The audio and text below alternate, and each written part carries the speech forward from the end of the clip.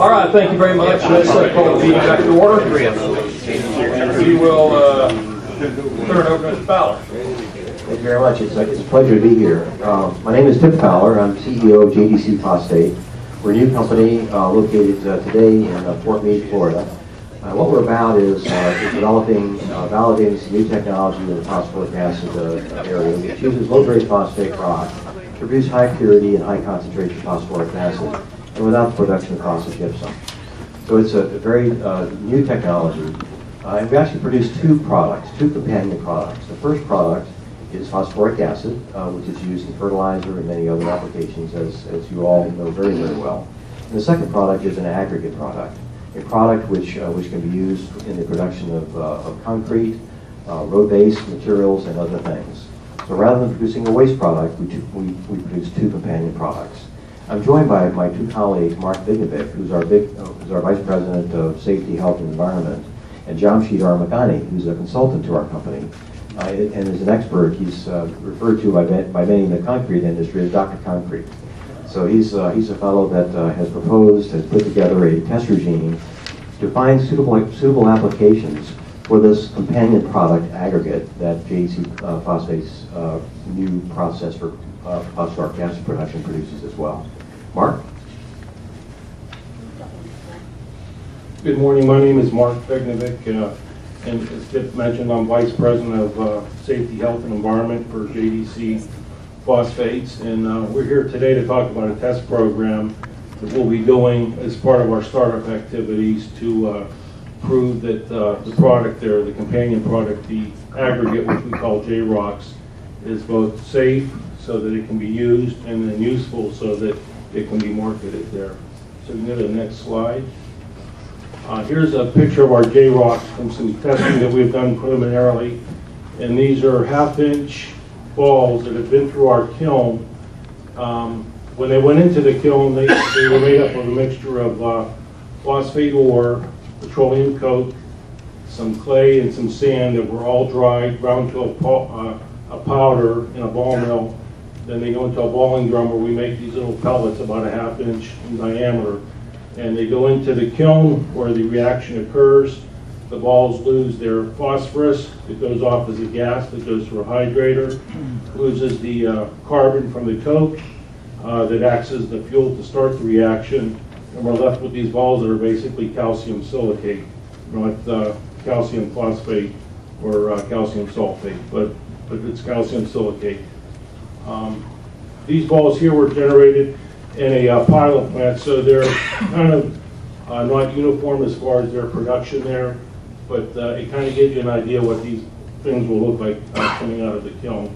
And we think they have a very good use for a substitute for lightweight aggregate that can be used in a lot of applications for both road and general construction.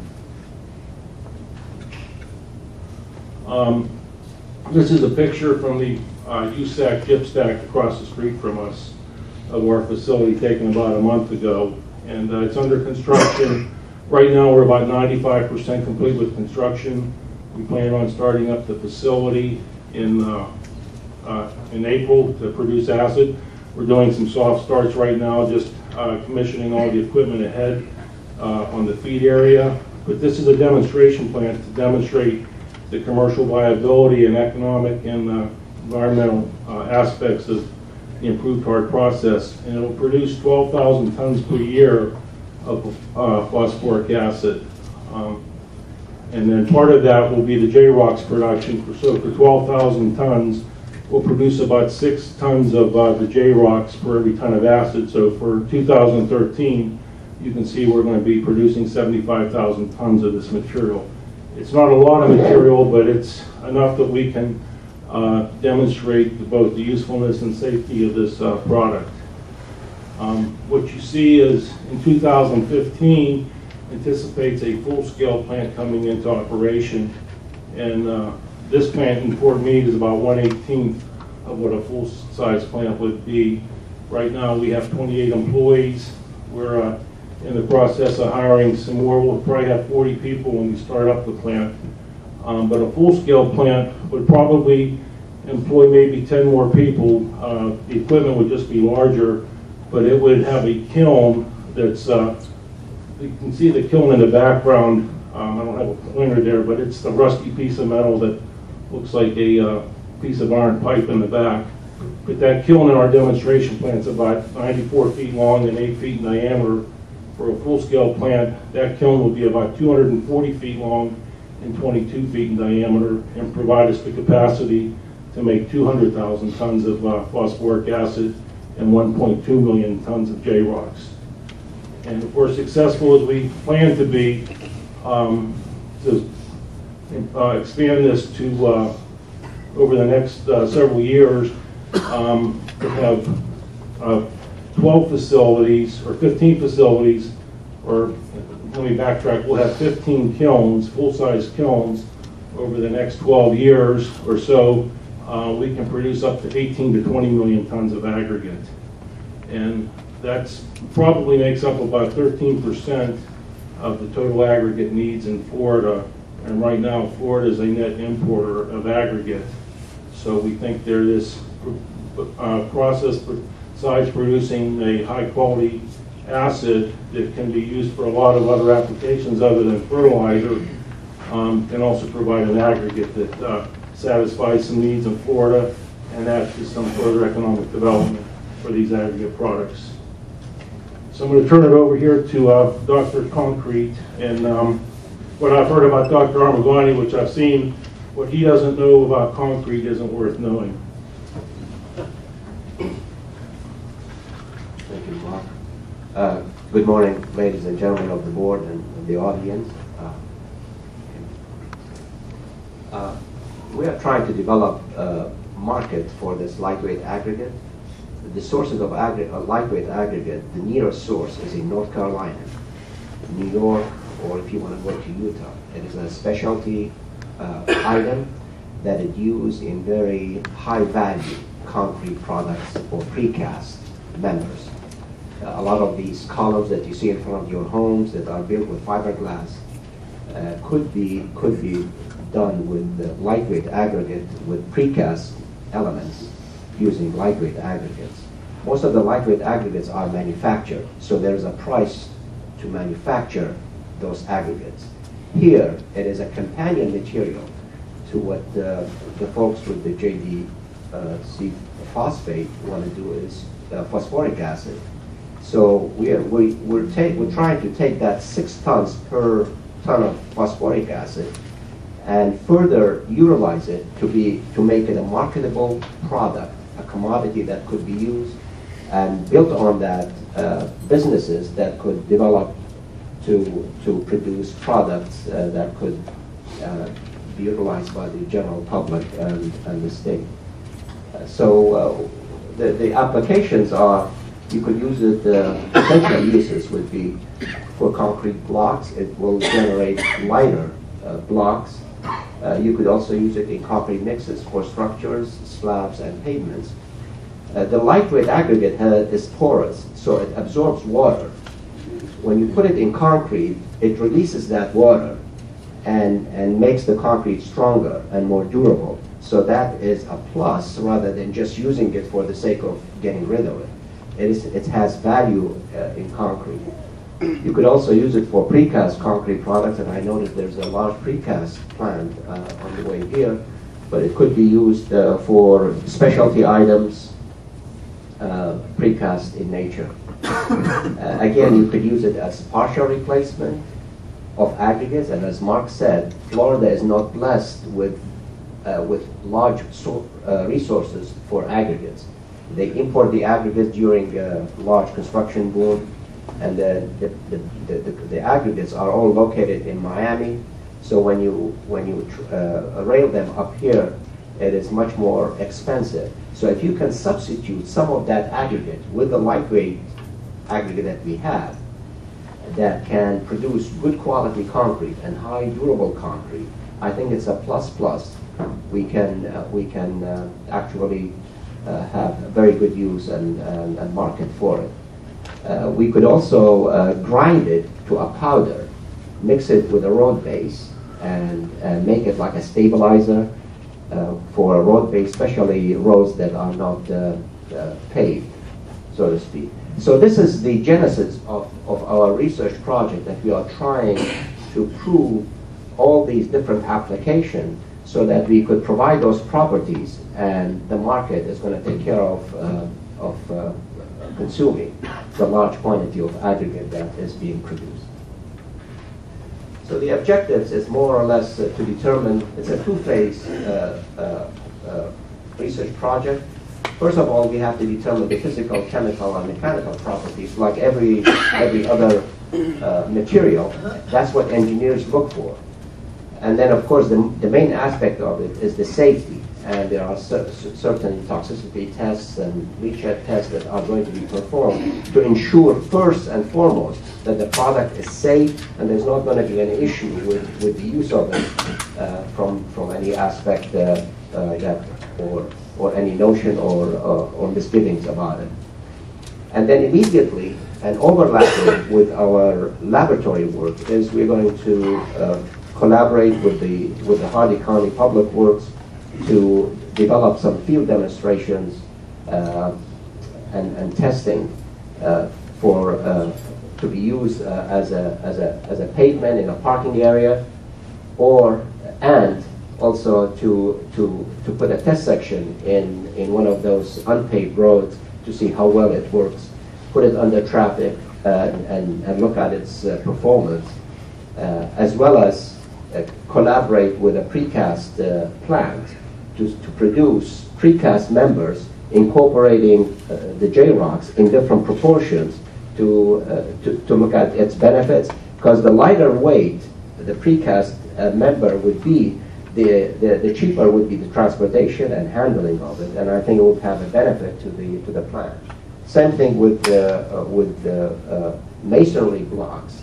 We are going to collaborate with a plant to see how well we can produce blocks that have the same quality as normal aggregate blocks, but with the benefit of making it a lightweight material. As you can see, we are trying to develop market as a viable, sustainable, and source of construction aggregate in the area, the state, and also the region. Right now, the Florida DOT is testing material that was brought down from North Carolina. And I'm saying, here we are in Florida, if we can develop this product as a viable product, I think the DOT will be very, very welcoming of a product that is produced here, that show that it's got the properties, it's got the attributes and the value to be used in concrete and in road construction. And then the other aspect is, once we develop all these applications as quickly as we possibly can, local businesses would naturally develop around the use of J-rocks, because it's in the area. So the product doesn't have to, not much of it has to leave this area unless we have to, and develop those businesses and plants, manufacturing plants for the products. The most important thing that I can see here is the folks at the JDC Phosphate use material that is discarded by other sister companies and use it in the manufacturing and the making of phosphoric acid. The material that comes out of it, the aggregates, we are going to try to use it almost entirely and negate the use of landfills and achieve a full utilization of the product. So it's a win-win proposition for the industry, for the environment, and for the community at large. And we are hoping that this is going to really generate business and generate jobs. So everybody has got something in it and some benefit for it. That's why I'm so encouraged to be a partner with the JDC phosphate folks. The organization, of course, we are really going to work hand in hand with the Hardee County Public Works. Again, my partners with the JDC Phosphate and myself with Global Sustainable Solution. I have also collaborated with Florida State University. They are going to handle the type where we can develop it as a stabilizing material for road base, as well as perform tests. The Florida DOT have contacted the State Materials Office, Research Office in Gainesville, and they are really anxiously waiting for a supply so that they can look at it and they would use it in their specification and approve it to be used throughout the state. And of course, the toxicity and the chemical test will be performed by, of course, it's a long name, and probably Mark can say properly, but it's the Phosphogypsum Industry Institute. No, it's the Florida Industrial and Phosphate Research, FIPR. They've changed their name, but they'll be assisting us with the safe determination. And then the SRC is the Saskatchewan Research Council, which is one of the preeminent test labs for radiation in North America. So FIPR and the SRC will be assisting us with the safe determination of this product so that it can be used, and our goal is to never have this product being generated so that there's always a demand for it, and the issue of it going to a landfill is really never on anyone's mind there, so that we have two companion products out of this facility, the J-Rocks and the acid.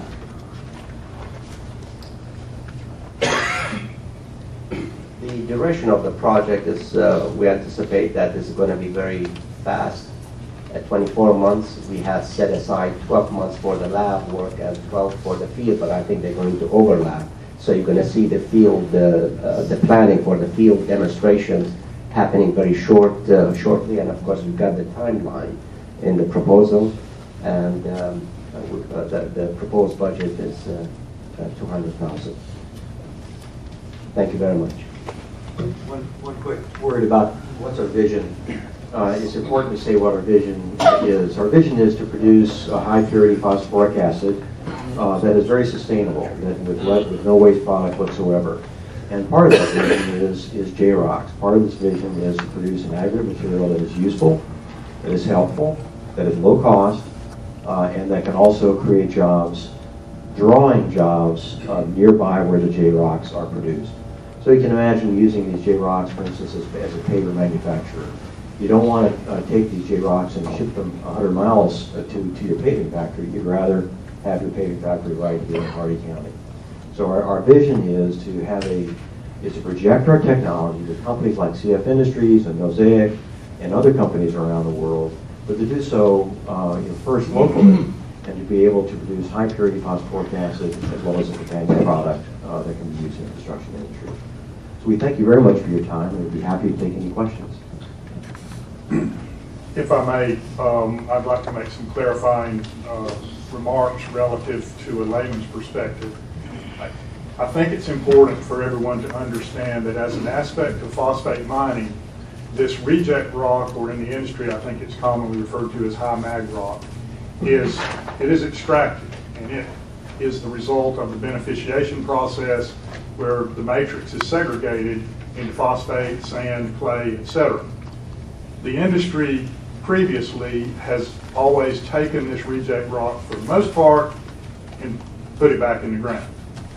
This process will take this rock, grind it into a puree, mix it with tailing sand, tumble it, bake it, and ends up being what we believe to be a useful aggregate. It extends the economic impact of phosphate mining because we now have an ancillary business that can be developed just directly from the mining process. And from my perspective, it would be very prudent for us to consider pursuing the development of this process. I think it's also important to note that the reject or high mag rock that is being processed by JDC Phosphates is coming from CFI in Hardee County initially. So it is a Hardee County product. And we're proposing to process it, bring it back. We've met with Ken Wheeler. He is excited about the project. We have to define exactly how we're going to put it to use. But in that respect, even though the rock is going to be processed and created just north of us in Fort Meade, the project itself is going to be created here in Hardee County relative to the testing. The other anticipation for us is that because the bulk of reject rock is going to be produced in Hardee County for the next 20 years, with the continuation of CF's mine out at Fort Greene and their beneficiation plant, and the anticipation of the owner mine, it just makes sense eventually for JDC to have their larger processing facility in close proximity to that source of reject rock. Anything about that incorrect? No, that's perfectly correct. Those are my comments, and I recommend your approval. Any comments from the board? Questions? How do you get the rock to your plant? Today we're trucking it. Your truck? A larger commercial plant, obviously rail would be a preferred way of getting it there. Secondly, I've been to one plant, and I don't know if it was phosphoric acid or not. The plant must have been an old plant because they've torn it down now. But the smell and the burning of the eyes were terrible. Now, I don't know if that was phosphoric acid or not. Where was the plant? I don't know the street. It was between Coleman. You turn left at Coleman going north on 27, I mean on 17. It's before you get to 37, somewhere there. You know, Green Bay plant. I think Green Bay on Green Bay. Yeah, that's a wet acid plant. That would, if I'm thinking of the right plant, I believe that It's been torn or being torn down. yeah, that was the farmland plant, farmland hydro, and subsequently Mosaic is being torn down. That was a wet acid process plant. We're not using the wet acid process to produce our phosphoric acid. This is a new technology that's called improved hard process, and it uses a thermal process for taking the phosphorus out of the phosphate rock in a rotary kiln, and we produce a high purity phosphoric acid. So we're working closely with DEP to measure emissions. One of the primary goals of our demonstration plant is to be able to measure what emissions come out of our plant, so we can get guidance in terms of permit criteria for a large commercial plant. Just to add on to that too, the current technology, the wet acid plant, actually produces two acids to make the phosphoric acid and the fertilizer. The first thing that they make is sulfuric acid, and that's the ingredient for dissolving the phosphate rock into phosphoric acid.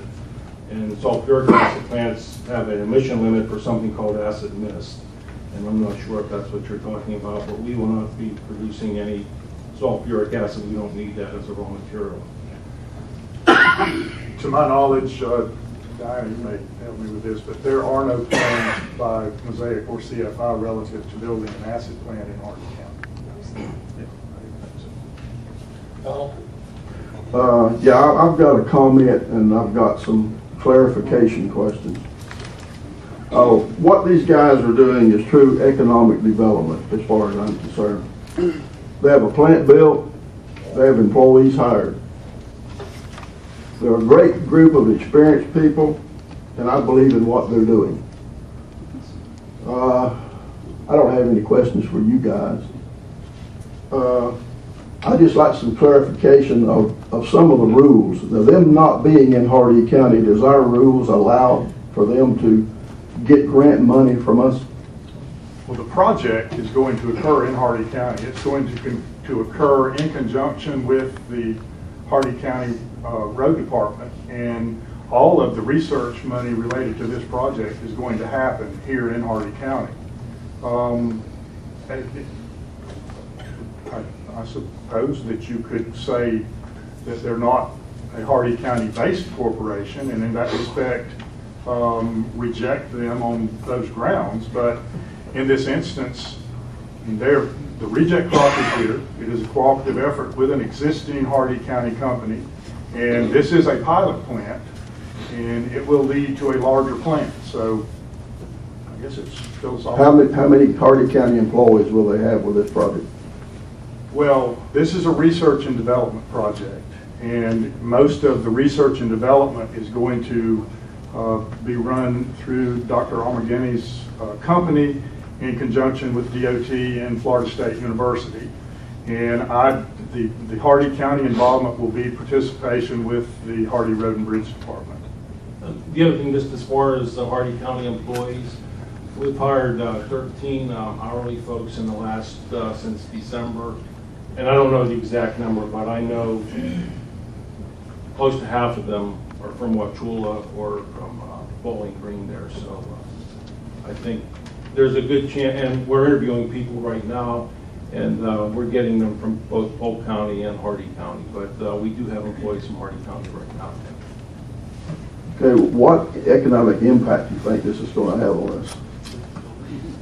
Well, the potential tons of high mag or reject rock produced as a result of CFI and Mosaic's future mining is millions of tons.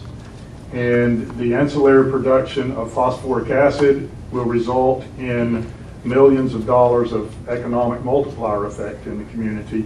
But more importantly, if this aggregate is proven to be a reliable replacement in the aggregate market, and we can become a source of aggregate for Central Florida, the applications for lightweight concrete, pavers, and we have a company in Hardee County that is affiliated with one of the largest brick paver producing companies in the world. And if this aggregate will successfully substitute for other aggregates, then we have the potential to have multiplier effects that are certainly in the millions, if not hundreds of millions of dollars. Otherwise, this material that is extracted as a part of the mining process, rather than being processed into something else and turned into additional economic bounce or multiplier into the community, is going to be pushed back in the hole and buried. And you know, there is a downside to this if you want to look at it this way. At the end of the day, utilizing this material, exporting additional amounts of Hardee County after it's crushed and blended with sand and clay, etc., is going to create a need for more lakes. So, you know, you also have the ability of this process to give us a more preferable environmental reclamation scenario, because the voids that are created end up creating recreational opportunities for us. And I mean, that's just the whole equation. Again, am I misstating anything here? No. One other point to be made, of course, we don't own the reserves in Hardee County, and it's Mosaic and others in CF Industries who do. But if we're right, we have the potential of significantly increasing the reserves and significantly increasing the lifetime of the existing phosphate industry, and all the association, all the attendant severance costs and other things that would come with a lengthened life of the existing phosphate industry. Okay, I'm not through yet. Okay. I remember when Parker King came before the board wanting money for stream song, and he was told no because he wasn't in Hardee County. So I'm wondering, are we going to set a precedent here? Again, I think we have been clear that both the reject rock that is being processed in this experiment and the fact that it's coming back to Hardee County on the tail end of the experiment, they're all happening in Hardee County. Okay, I guess the only question I got for you, Tip, is if this is approved, do we have a guarantee that you're going to build a plant in Hardee County? Well, I think, you know, again, we don't own the reserves. So, you know, where we build a plant very much depends upon where the reserves come from. But where we are is, it makes entirely good sense for if we can validate in our existing plant that we can provide the opportunity for companies like Mosaic and CF Industries to get additional reserves. Makes entirely good sense to me that they would consider working with us to develop a plant. And there are three logical places: Hardee County, DeSoto County, and Polk County. And as Mark mentioned, the ultimate projections technology would be on the order of 15 kilns if all were to work out well. I can't imagine, if the officials of Hardee County and the citizens of Hardee County wish them to be there, that 5 or so could be here in Hardee County. I like Hardee County, Tip. I do too.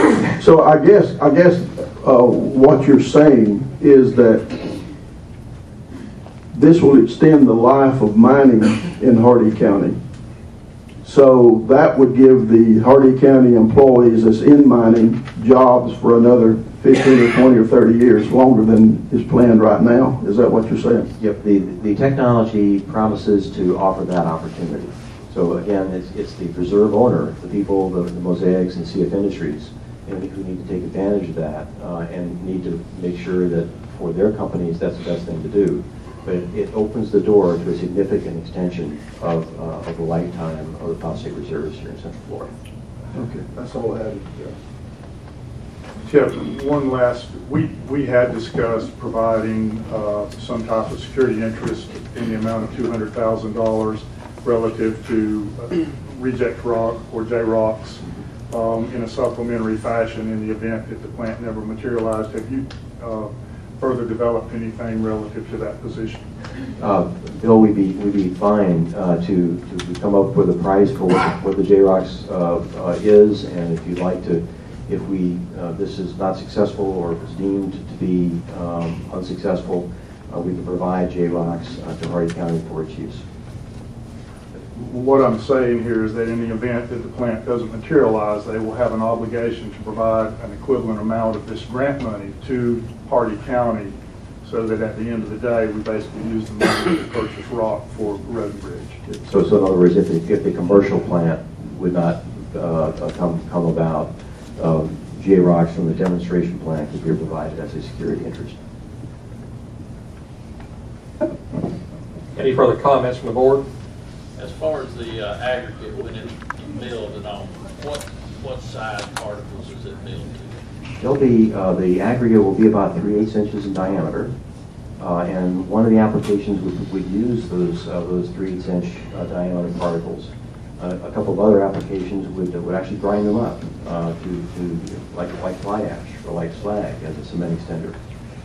Basically, what size will they be ground into? Council?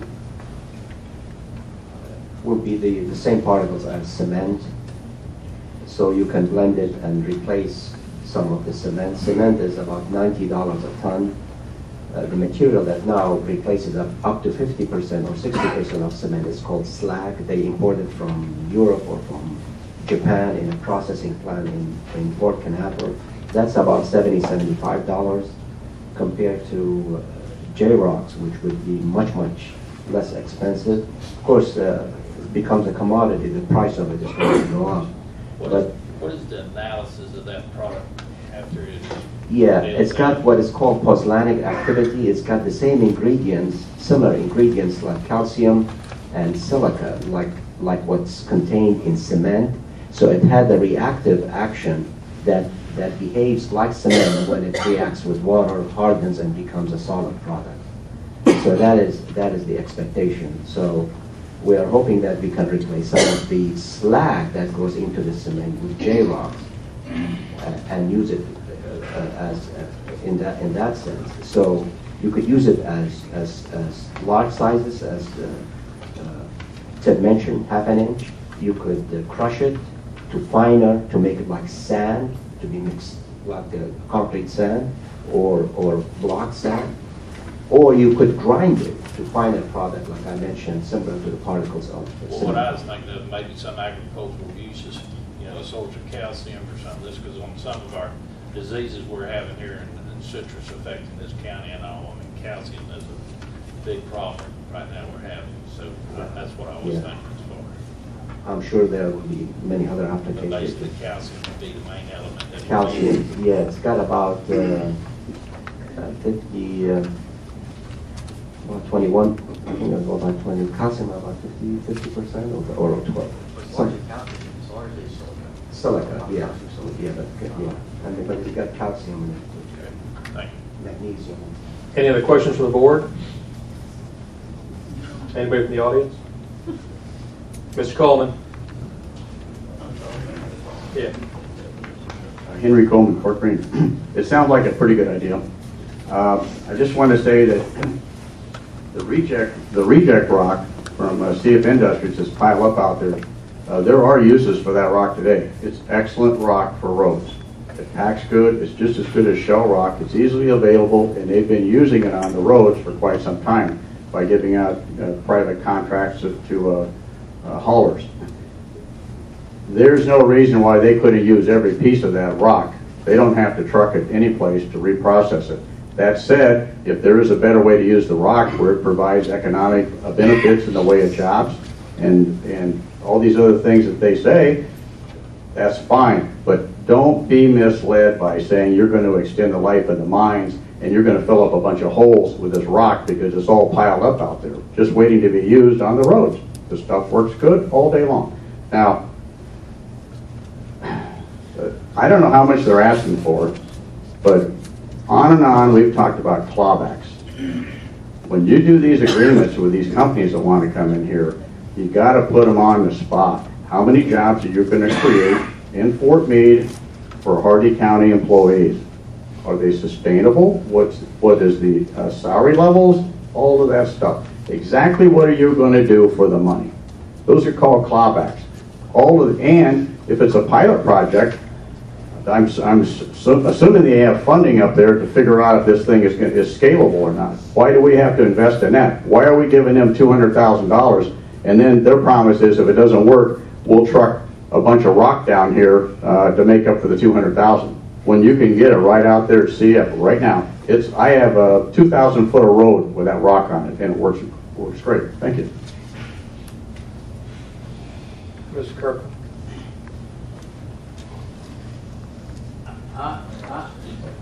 I noticed in their presentation. Give us your name and address, please, sir. Frank Kirkland, Boulder, Florida. I noticed in their thing that they were given the amount of production they were going to produce, but I might have missed it now, but I didn't see whether they would get this many tons a day, hour, month, or year. Did I miss that on your presentations? We produce 12,000 tons a year of SP205 phosphoric acid. We produce 72,000 tons of that. So you were talking years? Per year. Okay, that's all. That was my only question about that. The other thing is, what kind of grants, whose money are you working on now?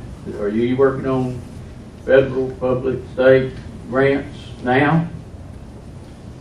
We received two Phase 1 USDA Phase 1 SBIR grants, Small Business Innovation Research Grant, one Phase 2 grant from the USDA, and a second follow-on Phase 2 grant.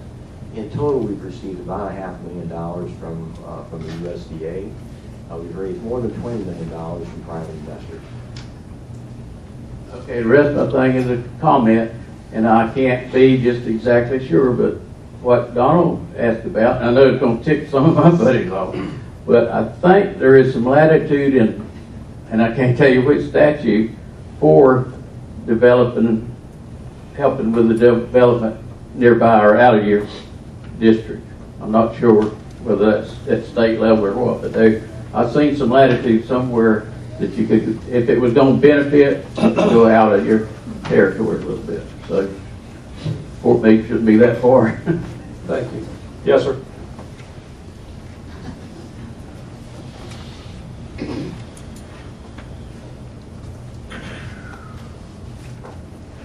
First, Petronka 652, County Road 665, owner. I would like to ask if these gentlemen have looked into using this lightweight material in boats for hulls and for containers that, because of its light weight and light strength, that you can have containers made out of this material that are safer maybe and less corrosive. Thank you. I think as we develop the properties for this aggregate, I think a lot of the other applications will be developed for it, and lightweight concrete has been used to really make small boats. A lot of universities, students make these boats and they do a lot of races, and University of Florida has won many competitions based on using lightweight aggregate. Of course, it was all imported. So I can see that this can be used as a shotcrete type application to make those vessels or tanks. The corrosive aspect of it, I think, also probably is positive as far as the durability of concrete would be strong, so it's going to be very tight mix.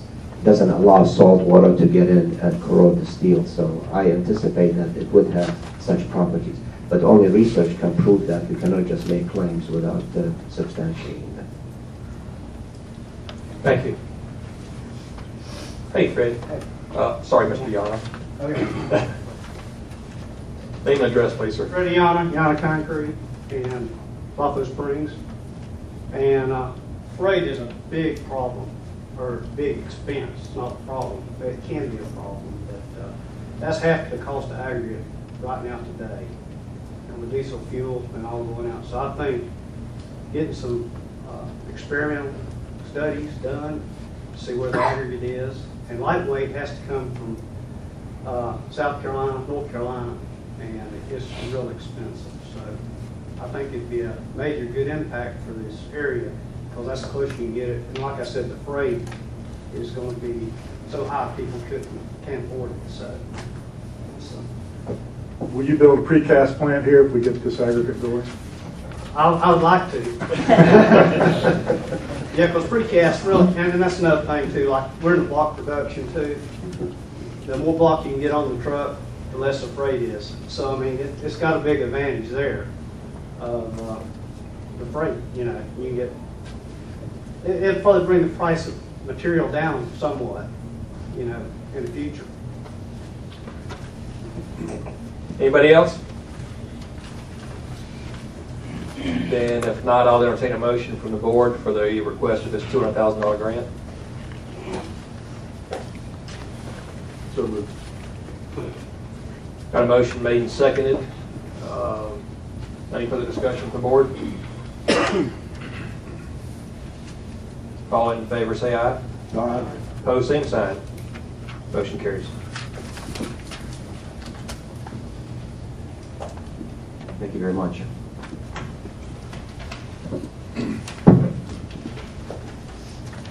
The next item is communications policy, and Vanessa had some comments she wanted to make initially, so this time, Vanessa. In speaking with the staff at the office and obviously through a lot of different requests and concerns from citizens, I think that it's incumbent upon us at this time to kind of have some discussion about developing a communications policy for what we want put out in the public. You know, we've gone to several lengths to improve our communication with the public, and in getting into this, it kind of became more a larger issue than just adopting a communications policy. I think there are several things that we as a board really need to address in order to move forward and have some structure, not just for us as a board, but for our employees in the office as well, and how we want things dealt with in balancing our public and private fronts of the Industrial Development Authority.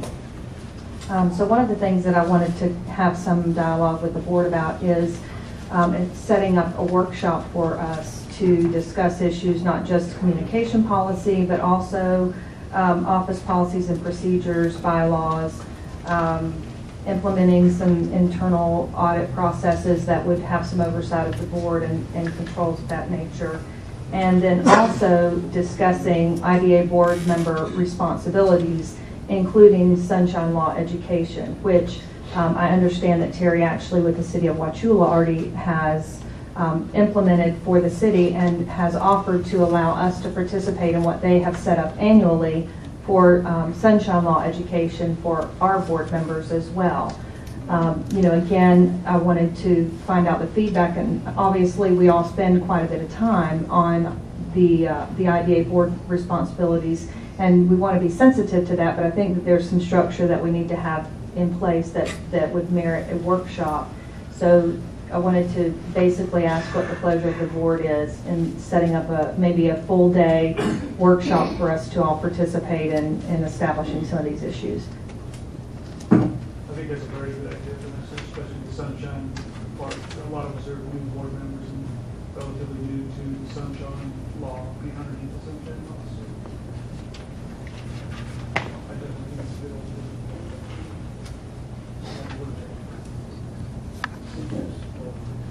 Any other board members? I I think it is. I think it's a great idea too. I think the bulk of us here evolved from the private sector, and the Sunshine Law is a great law, and it protects the public. But I think what some of us are used to doing in the private sector is we want something done, or we want to ask a question to somebody, we pick up the phone and call them, or we go see them. And we have to be very sensitive to that. And there will be times when you got to think, oh my gosh, oh no, I can't do that. I can't do that. We've got to get our arms around this public sunshine law entity versus what the bulk of us do here is in the private sector of just getting it done. And I think it's a great idea to have a workshop and understand what the responsibilities and those types of things are.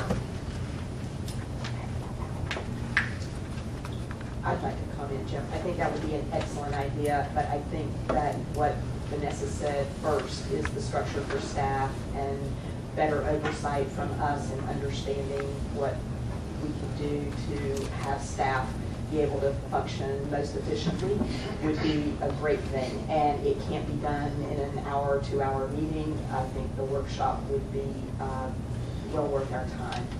And I'll be the first to probably have a conflict of time, but if we schedule it far enough out, I think it would be a really good thing to try to do. So I guess the next step would be perhaps to direct Sarah or Christy to poll board members and get some dates of availability, as soon as everyone's schedule would allow. And, we would probably have to also coordinate with Dr. Robert Lee that does the training. We could probably have a preliminary overview and then participate in the training that the city has in December each year. But he could probably come in and give us an overview and some other information. One thing I would add, and I apologize, I had to step out for a moment, but there really are two issues that you're dealing with here. One is the way you behave under the provisions of the Sunshine Law, and the other is the manner in which we respond to public records requests. And the manner in which we respond to public records requests is more of an administrative function that is specific to the office. And of course, the Sunshine Law also has requirements relative to public records requests, but some of the public records requests we get are long. They have many questions that are not public records requests, but sometimes buried in the middle of them is a legitimate public records request, and it almost takes a Philadelphia lawyer to go through it and make sure that we have responded properly to the request. And this is not, again, an issue that is only occurring in Hardee County. It is happening all over the state, and I presume the legislature will take this issue up and make some adjustments. But I suspect at the end of the day, the adjustments they make will become even more arduous for us to comply effectively with the law. And for that reason, we may have to look at developing a greater sophistication within the office, maybe the addition of another person just to handle those requests. I don't know, I don't have any other solutions at this point. And we can take that up in a workshop. Any other comments from the board? What I hear from those that spoke is they thought it was a great idea, and we just need to coordinate that via staff to see, the availability of everybody to meet at a certain time. And then my suspicion is, I'm like Diane, there'll be some conflict, and we'll probably never, unless it's just by blind luck, have a time when everybody can be at the same place at the same time for a period of time. But I think we should strive to do that. So I don't know that we need a motion from that. It would probably be a good idea to do that, and let's do it official and move forward with that. So do I hear a motion to that effect? I move a workshop for the items that we discussed. Okay. Second. Motion made and seconded for that. Any further discussion? All in favor say aye. I'm sorry. This is really not the public discussion right now, sir. It needs to be. Well, it's not going to be. I know. I saw your law, Mr. Kirk. Well, last time you told me you didn't have to look at laws. You didn't have to go by. There's not going to be a public discussion on our ability to have a workshop within this office. And you're going to include the... Do I have a? We have a motion and seconded. Do I hear a vote? All in favor say aye. Aye. Opposed, the same sign. Thank you. doesn't have to be a public meeting. Sure, sure be a public meeting.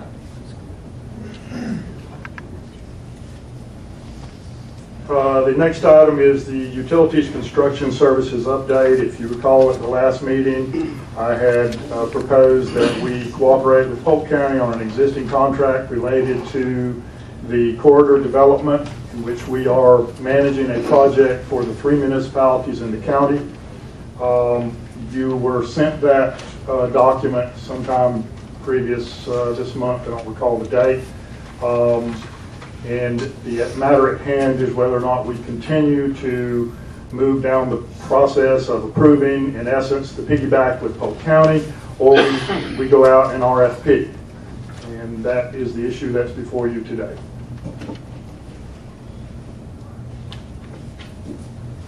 Any discussion of the board?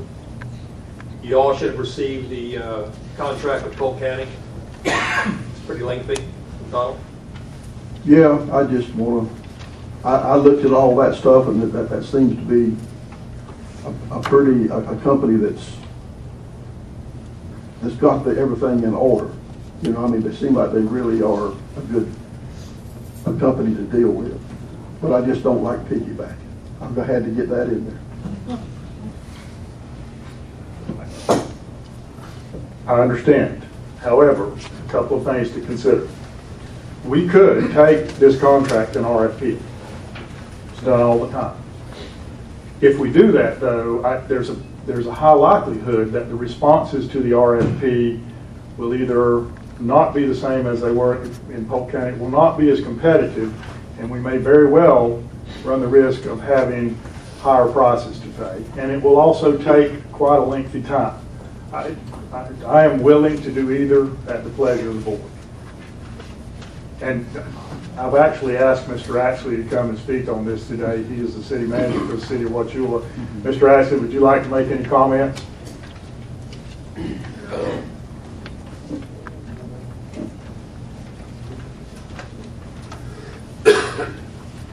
Good morning, Terry Ashley, City Manager, City of Wauchula. Really, the only remarks that I would have in regards to the concept of piggybacking is it's developed and it's legal, it's allowed.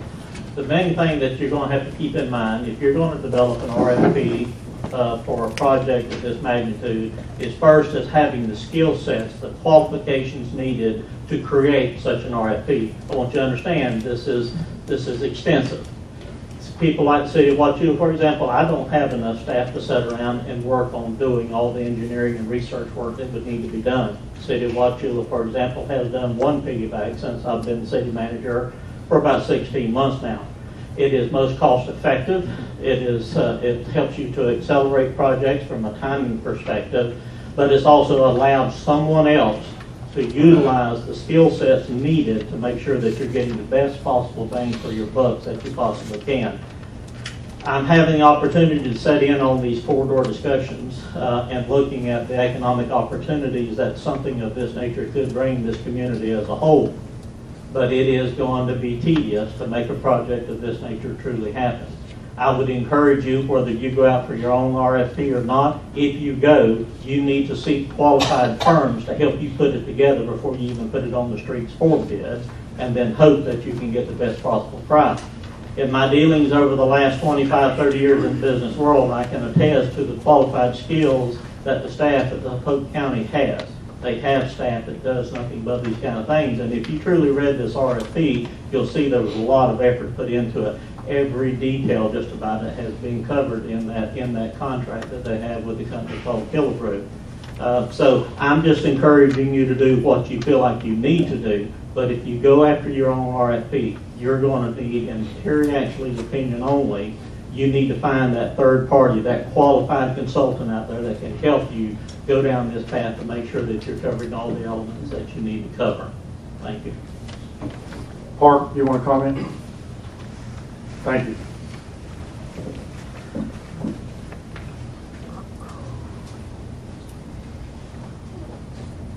Park Winter, Hardee County Utilities.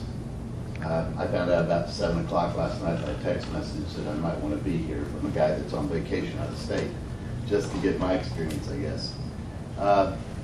I've worked with Killebrew. I took it to the board a piggyback for utility construction services less than a year ago. It was for connecting a 400-unit mobile home park to our water system. The contract was clean. It went well. They did the engineering, design, permitting, and got it done, all in one swoop. When I first was looking for a way to get it done quickly and most inexpensively, I found this up in Polk. It seemed to fit the bill for everything we needed. I'm concerned about being able to react fast to getting projects done. Sometimes it can't wait. The Killebrew contract, the best value practice, was something that even when I went through our purchasing department said there's no way we have the technical capability or the ability to even pursue this. I also had the philosophy, I find it intriguing that 10 years ago and a few months ago, Lori Durrance and the chairman of the IDA and I sat in front of the board and said, we're disbanding if we don't have a mission ahead of us. And here we are 10 years later with a whole audience of opinion. Everybody's going to have a different opinion on anything, whether it's positive or negative. My only issues with piggybacking is a competitive atmosphere and that it meets our procurement. There is nobody in this area that is going to be able to pull together utilities construction services better than Polk County for our areas anyway. So that was ideal. Back in the IDA days, when we didn't have but 5 masochistic IDA members trying one staff with a budget of 5 figures or less, we don't reinvent wheels. We find who has done it using their money, their resources and technical capabilities to make it happen. This met every criteria I could come up with. It applies then and it applies now. The piggybacking of this, by exception, I think is most appropriate for moving forward on all the projects we need with respect to utilities. Best I can get. Well,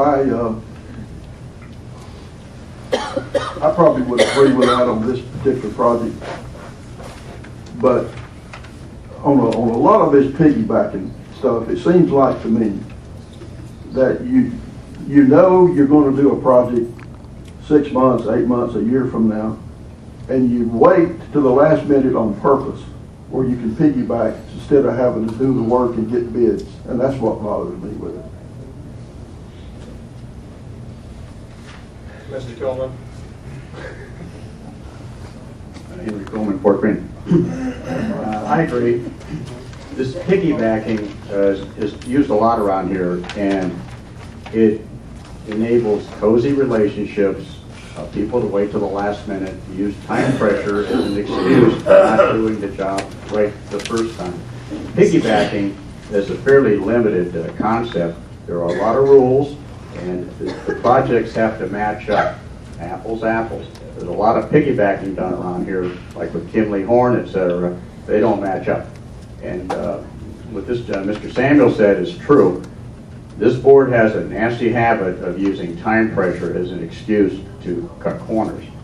And this company may be a fantastic company. They may be real good on the last project. There may be other companies that are in the market now that can do it better for a cheaper price. And that's why they have things called RFPs. That's why there are processes and procurement departments. There are ways to go about this stuff instead of people standing up saying, I know these guys, I really like them. This piggybacking thing is not a good idea. In your opinion, thank you. Mr. Kirkland.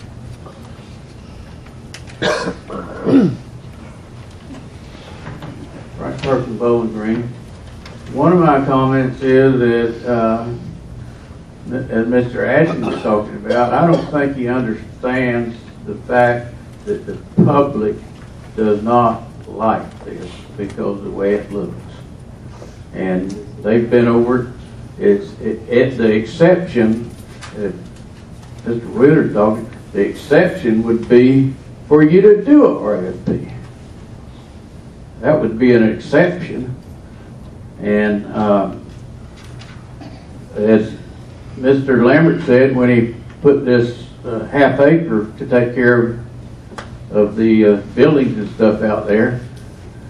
Well, some of that might have sounded pretty good, but it sure doesn't look good when you start seeing some of the things that's getting in these contracts and stuff that have nothing to do with construction, which, if I understand what's going on, adds 5% to the cost of a lot of things that has nothing to do with construction. And we're talking about corridor development right now with the RFP. Let's kind of stay on that topic, if you would. Well, I was talking about the RFP. Way RFP. off out there in the peripheral. Let's stay on that, if you would. I was talking about him hiring a company to bypass RFPs and sunshine laws, which he's clearly stated with why he was wanting to do that. And I just want that to be public known. Thank you. Thank you.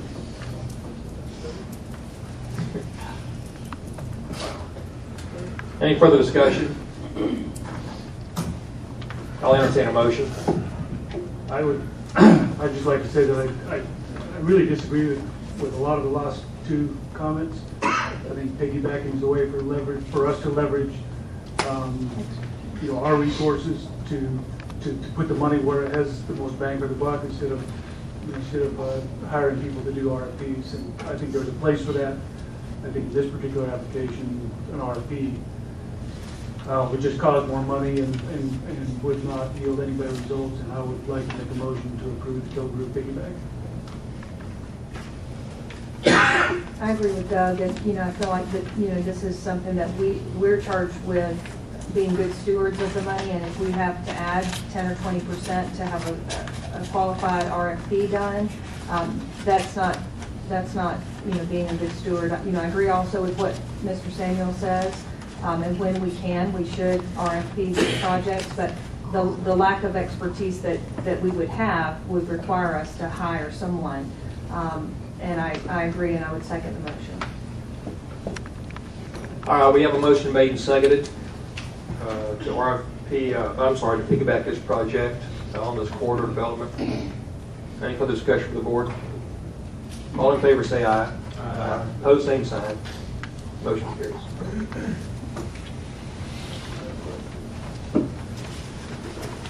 Yeah, why don't we take about a 5-minute break and come back, please? Thank you.